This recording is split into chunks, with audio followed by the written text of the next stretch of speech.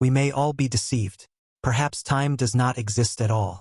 The speed of light that can reach 300,000 kilometers per second is the limit of the speed of information transmission in the universe. However, the time corresponding to the speed of light has been controversial since ancient times. In Newton's physical worldview, he defined time as absolute. The flow of time from the past to the future is a single arrow that will never turn. But Einstein does not think so. He believes that time and space are connected. Time is not an independent entity, but a semi-living object closely combined with space and the so-called universe time and space. In contrast, the description of time has subverted the entire human scientific world. A series of verifications, including those in the atom, have proven the correctness of the contrast. From science to philosophy to psychology, human civilization has no choice but to accept the fact that the flow of time does change. Einstein has long believed that time is just an illusion created by the gravity of the human brain and the normal speed of light. Time itself does not exist. For example, the time flow around the black hole will be far beyond the Earth.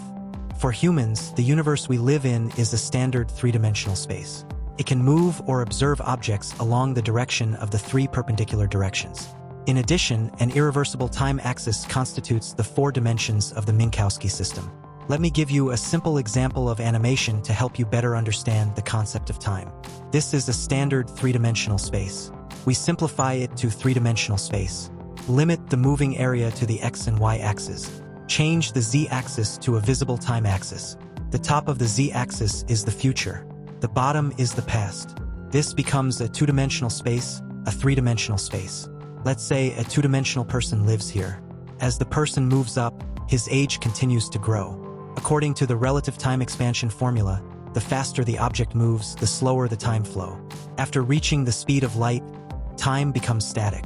If the movement speed of the second person changes, then his time flow will definitely slow down. As we increase the speed of movement, the angle between time also deviates. Until we reach the speed of light completely, time stops. Next, add another person. When we keep the two sides still, the time flow of the two people is the same. But if you speed up the person on the right to the speed of light, then slow down until you slowly return to stillness, then the age of the two people will differ. The person on the left must be older than the person on the right. This is the terrible power of time.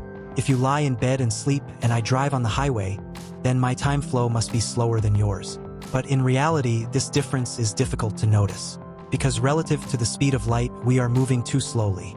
Only when we can reach the speed of light, the effect of slowing down time will be very obvious.